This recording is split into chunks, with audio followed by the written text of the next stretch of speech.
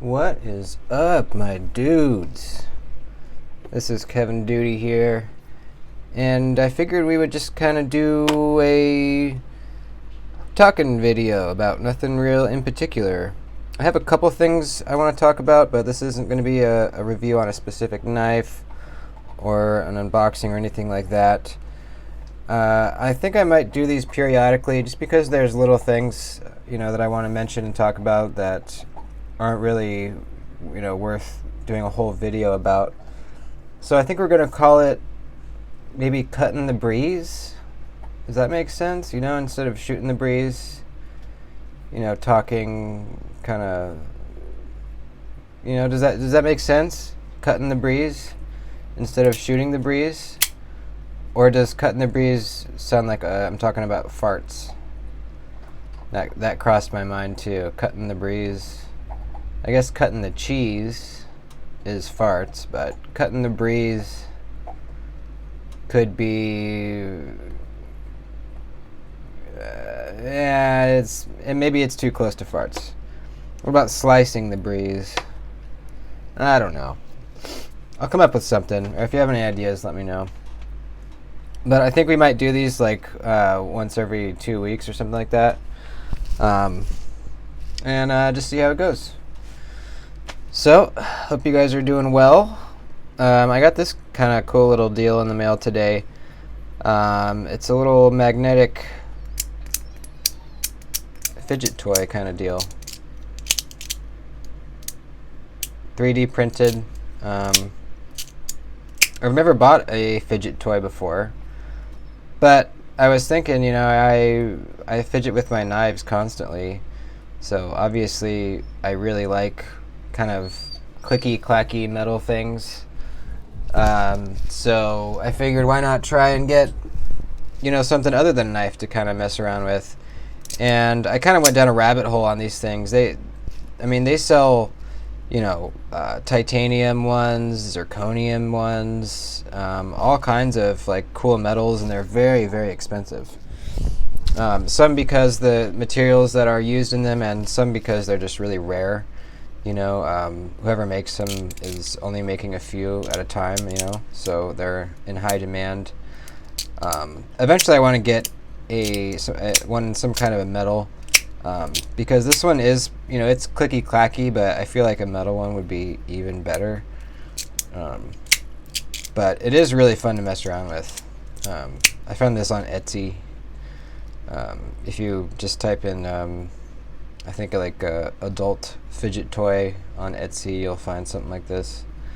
It's like $20, which, I don't know, it's a lot for some plastic, but I guess some work went into it. I'm not really sure how they got the magnets in there. They must have 3D printed this piece and then this red piece separately, and then put the magnets in and then somehow like snapped it shut, or maybe glued it shut. I don't know, something like that. But yeah, it's pretty fun.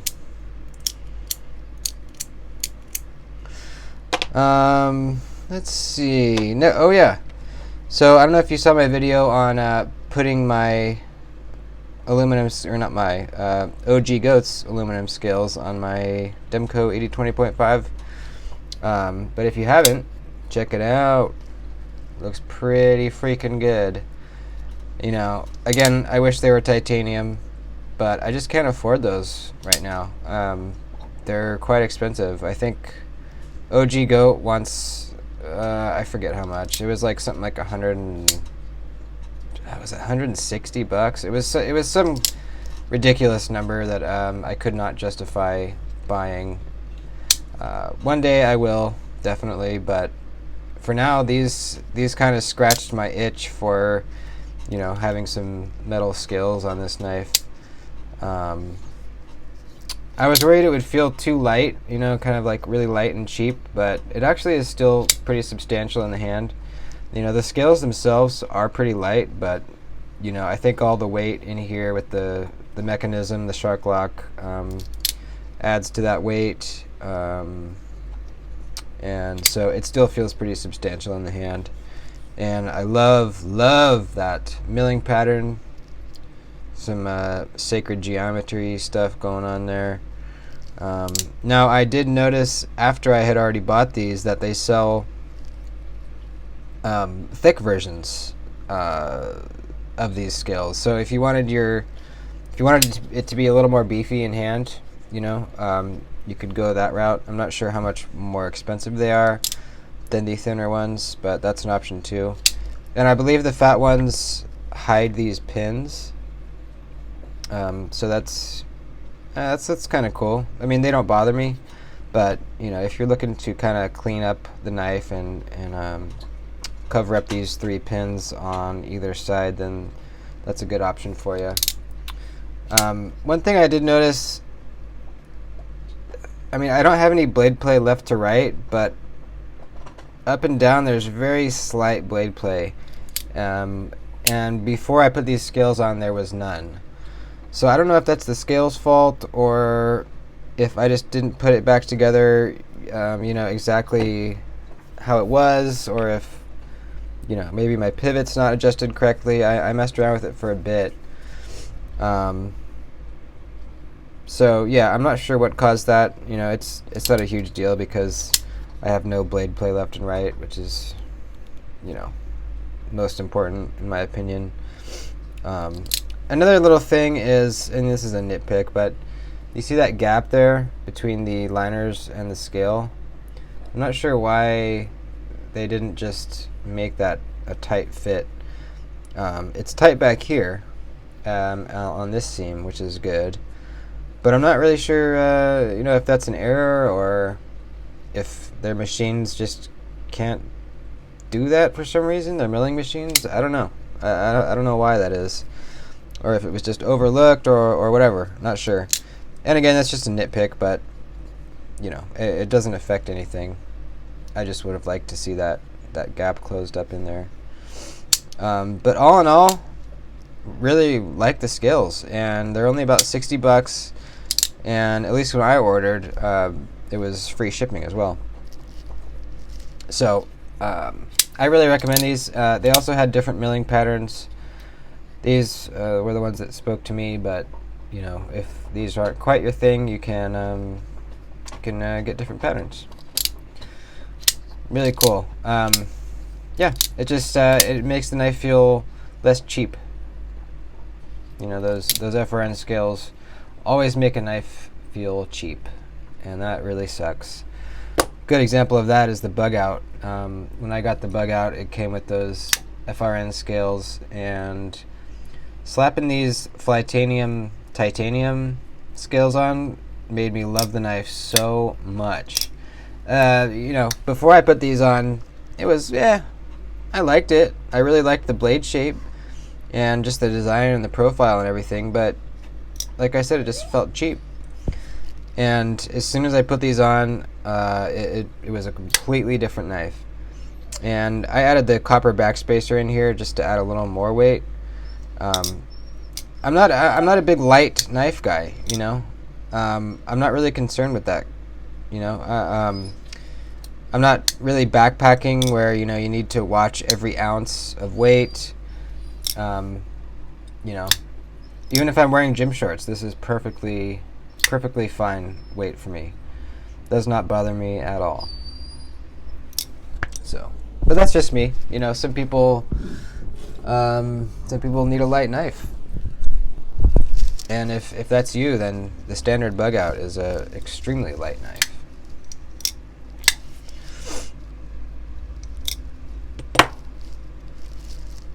I don't know if you guys have seen this. I did a video on it, but this is the Pilar Large that I did some modifications to.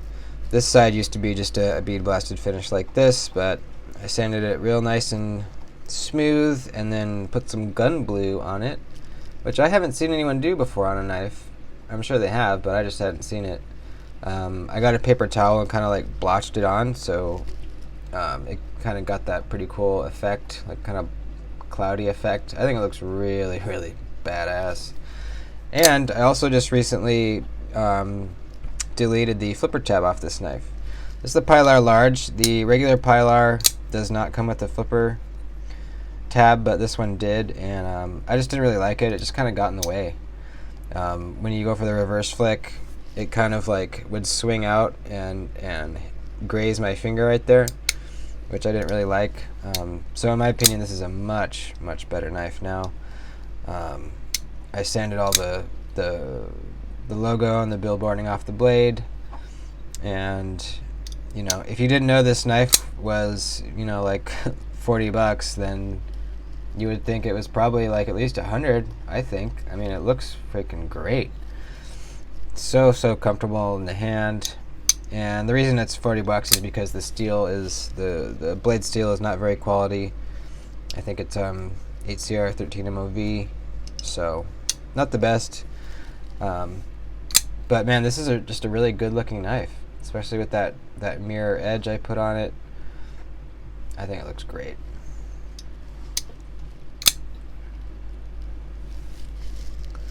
Close up, close up, close up, close up. Oh yeah.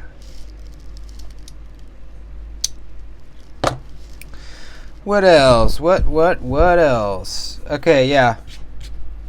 Let's talk about front flippers for a sec. Now, I hesitate to bring this up because I don't want to offend anybody, or I don't know. I don't want to talk illy. I don't want to make anybody feel bad or stupid or anything, but when I hear someone say I can't front flip knives, that bothers me. When someone says I can't do it, that bothers me. If you say I don't prefer front flippers, that's fine. Yeah, of course. You're entitled to your opinion. You wouldn't buy something that you didn't like. That's completely and totally fine. But when you say I can't front flip knives, I just don't understand it, because you just have to learn how to do it. There's at least once or twice a week in my life I'm faced with things that I don't know how to do, and I learn how to do them. You just learn, so unless I'm missing something, maybe someone's hand just can't do that motion, their tendons are messed up, or their thumb doesn't bend that way or something. I don't know. I don't understand when people say I can't front flip knives. It makes no sense to me. And I'm not trying to talk shit, or like I said, I'm not trying to like make anyone feel bad. I don't understand. So, and if you're one of those people, I'm sorry. If you could explain it to me, then I would understand it, and then I would say, okay, that's a perfectly reasonable explanation. Thanks for explaining it to me. So, yeah. Let me know in the comments if you agree, disagree. Again, I'm not throwing shade. I just don't understand. I mean, personally, I really like front flippers. It's just kind of fun. It does take a little bit longer to deploy. If you're grabbing this out of your pocket, you kind of have to get your fingers right really quick and then go for it. Thumb studs or a regular flipper tab is much faster. But it's fun, and I think it looks cool. Imagine you've never seen a front flipper before, and someone comes up and they're opening up a box and they go like this. You'd be like, "Whoa, dude! How did you just open your knife? That's crazy." It looks badass. I like it. But again, that's my opinion. You don't have to have that opinion. But when you say you can't do something, you can't front flip a knife, I don't get it. So that's my my little pet peeve, I guess you'd call it. So yeah, just learn how to do it. All right, enough about that. So the giveaway went very well. We selected 2 winners, a first place and second place winner. The second place winner has claimed their prize. They emailed me and claimed it, but the first place winner has not. So watch my video where I choose the winners.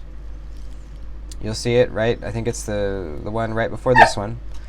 And make sure that, watch the video and see if you won. Because if it's not claimed within a week, I'm going to give it away. We're going to do another drawing. So it's your responsibility to email me and claim it. My email is in the description of all the videos. So, yep, make sure you do that. I would hate for you to miss out on getting the prize. So today I started a gate build. It is a sliding gate, and I've never done a sliding gate before. I've only ever done gates on hinges, but this one is going to be, it's going to have rollers. The rollers are going to be on a track, and it's going to be able to slide open and closed. Let me let the dog out here. Hold on 1 second. You want to get out, buddy? Okay.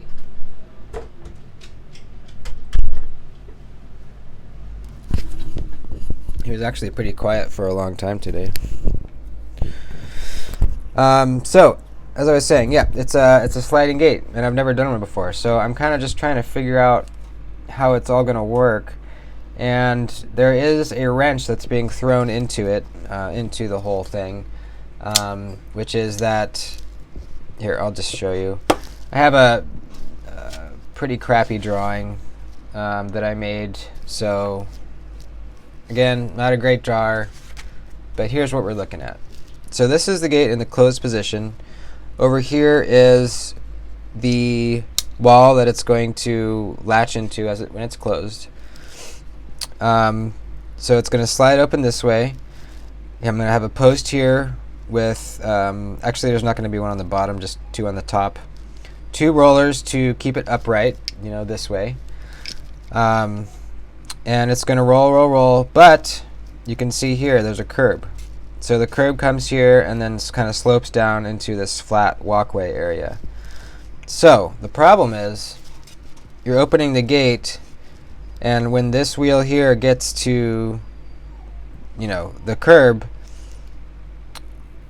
you're not going to be able to roll it up because it's going to be hitting the rollers up here.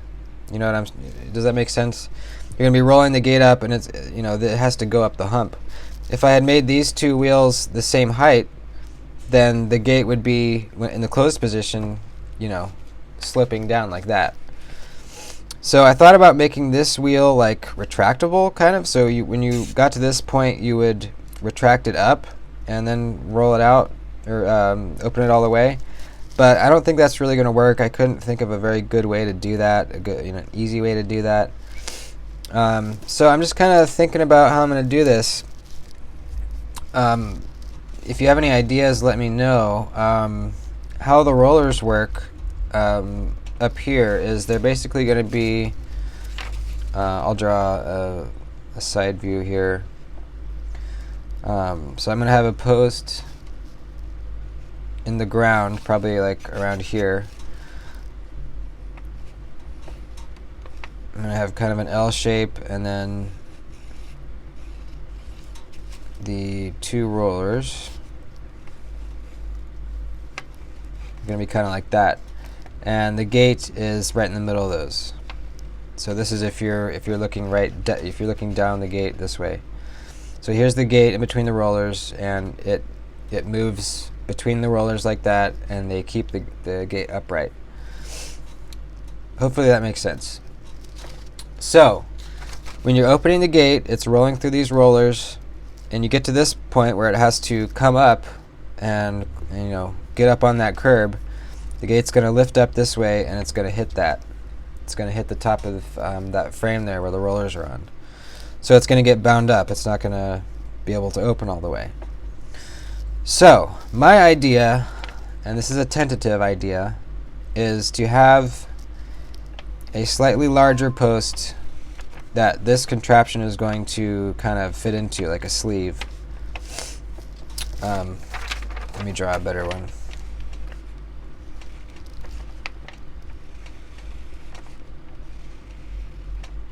pen is messed up, dude.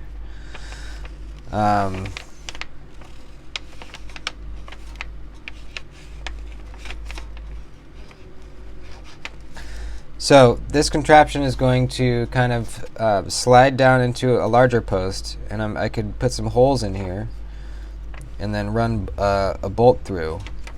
So that would be it in its lowest position, and then you could take this bolt out and then pull this whole thing up, you know, to a secondary hole, and then put that bolt back in. So basically you'd be raising this whole contraption here. You know, it would move separately than the posts that's in the ground. So hopefully that makes sense. That's my idea to kind of fix the problem. I'm not sure if it'll work. I'm worried that there's going to be kind of some rattling in here, you know. I'm not sure I'll be able to get an exact fit, you know, between these two different sizes of square tubing. So that's an issue, and then also, well, I could fix that issue by just tightening this bolt, but I don't want to have the owner, you know, bring out a socket and a wrench to get this out every time they want to open and close the gate. So got some more to think about with that, but just wanted to talk about it, and you know, sometimes it helps me to say things out loud to kind of process them and figure out a solution. So, but if you have any ideas, definitely shoot them my way. So today I finished the frame of the gate. I ended up adding some gussets in the corners because there's not going to be any uprights in the gate. They're putting composite wood down, so it's going to be bolted top and bottom, and then composite wood all the way down. So there's not much support for keeping the gate square. So I did add one upright in the middle, and then I put 4 gussets in each corner. So that should help the stability of the gate. That should keep it nice and square. So we're on our way. Just got to figure out these dang rollers. But you know, it's fun. I really do like doing new things. You know, like I said, I do something new once or twice a week, and I don't say I don't know how to do it. I say, all right, that sounds fun. Let's figure it out. I do a lot of reading online. I watch a lot of other people's videos on how to do things. I use Reddit a lot. Reddit is a great resource for learning how to do something because you get real users' experiences. It's not you know, an article that someone was paid to write about something. You're getting real people, you know, giving you real advice on things they've really done. So, anyways, I think this has gone pretty well. We're at 23 minutes, and I think that is a pretty good length. Hopefully, this was interesting, and let me know if you think we should keep doing these Cuttin the Breezes. Actually, it's kind of growing on me because you know, some people might think I'm talking about farts, and some may not. But hey, it works either way. You know, either way, they're gonna think it's a video about farts or it's about shooting the breeze. But we're cutting the breeze. So, anyways, thanks for watching, everybody. And I'll see you in the next one. Adios.